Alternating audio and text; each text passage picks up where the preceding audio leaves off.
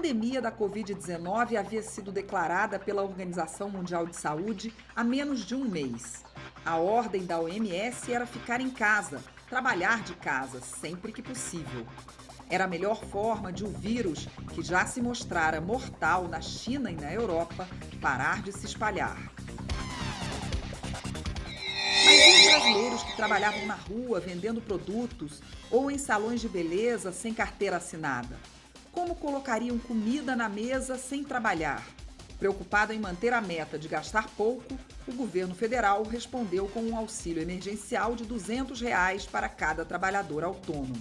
A discussão no Legislativo, que culminaria na aprovação de um auxílio emergencial de R$ 600, começou a partir deste valor. Foram alguns dias de negociações. A proposta do governo federal é de R$ 200.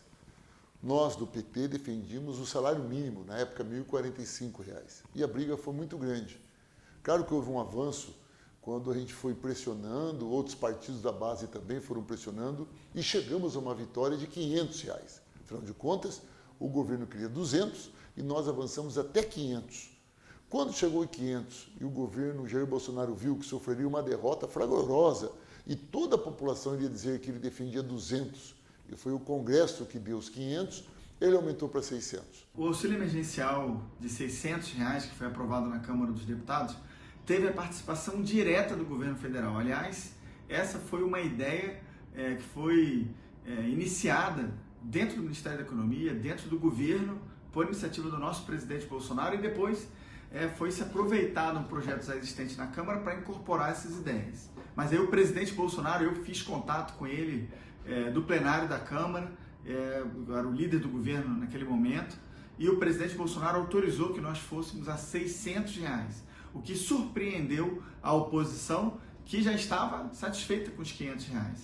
Com o pagamento do auxílio emergencial de R$ 600 e R$ 1.200 para mães chefes de família, o governo gastou 50 bilhões de reais por mês, durante 3 meses.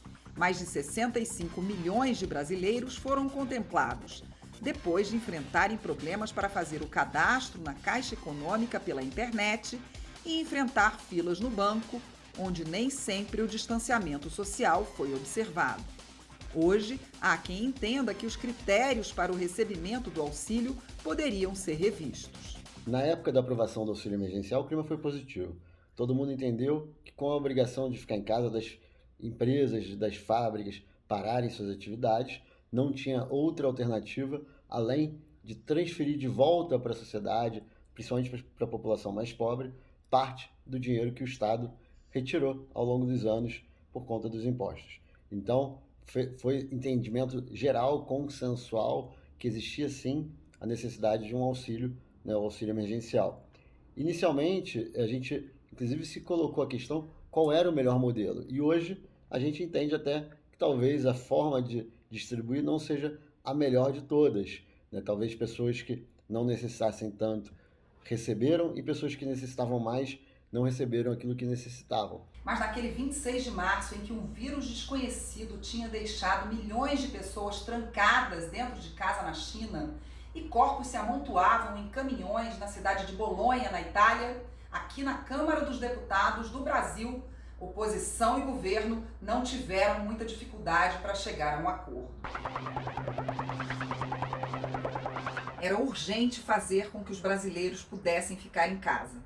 A sessão foi híbrida. Pela primeira vez, muitos deputados votaram à distância, pela internet. Quero dizer, senhor presidente, que eu saí daqui ontem muito esperançosa, depois da conversa que tive com Vossa Excelência e com vários colegas sobre a votação desse seguro renda que nós estamos fazendo aqui, importante para a população. Mas eu gostaria muito que, ao invés de R$ 500, nós votássemos um salário mínimo. Primeiro, eu queria parabenizar a Câmara dos Deputados. Eu acabei de ver um debate envolvendo aí os líderes do governo, da oposição. Queria registrar também o deputado Rodrigo Maia, e agora a fala do líder do governo me dá mais tranquilidade ainda para orientar a bancada do PROS a votar de forma positiva a matéria, porque algo que começou em torno de R$ 200, chegou a partir de uma articulação da Câmara ao valor de R$500. Um novo debate, uma nova articulação do deputado Marcelo Aro, com o líder do governo, levou a um valor de R$600. Eu considero, presidente, que a decisão da Câmara de criar essa renda emergencial é a garantia do distanciamento que deve acontecer, das pessoas se recolherem de suas casas. As diferenças ideológicas e políticas não podem ser colocadas à mesa quando está em risco a vida e a saúde do povo brasileiro. Eu acho que o objetivo de todos é o mesmo. Todos querem salvar vidas e encontrar o melhor caminho para que a economia sofra menos. Todos querem a mesma coisa, com posições divergentes. É assim da democracia, para a nossa felicidade.